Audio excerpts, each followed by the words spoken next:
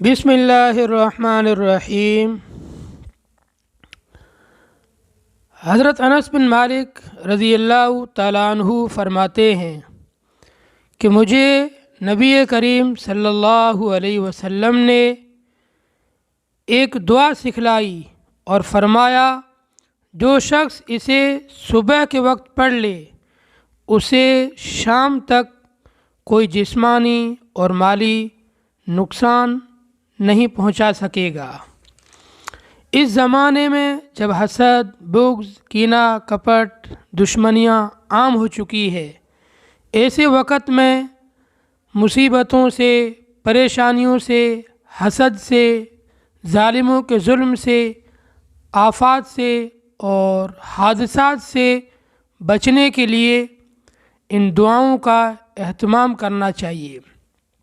ان میں سے ایک مجرب نبوی نسخہ حضرت انس بن مالک رضی اللہ تعالیٰ عنہ کی دعا ہے، جو دعائے انس بن مالک سے مشہور ہے۔ حدیث کی کتابوں میں یہ دعا آپ کو انس بن مالک کی دعا کے نام سے مل جائے گی۔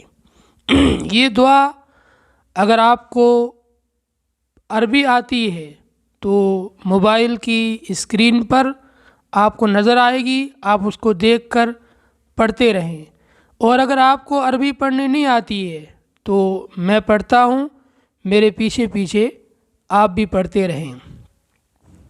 بسم اللہ خیر الاسماء، بسم اللہ الذی لا یضر مع اسمہ اذن، بسم اللہ الکافی، بسم اللہ المعافی، بسم اللہ الذی لا یضر مع اسمہ شیء فی الارض ولا فی السماء وهو السمیع العلیم، بسم اللہ علی نفسی و دینی، بسم اللہ علی اہلی و مالی، بسم اللہ علی کل شیء اعطانیہ ربی، اللہ اکبر، اللہ اکبر، اللہ اکبر، اعوذ باللہ مما اخاف و احذر، اللہ ربی لا اشرک بہ شیئا، عز جارک وجل ثناؤک وتقدست اسماؤک ولا الہ غیرک، اللہم انی اعوذ بک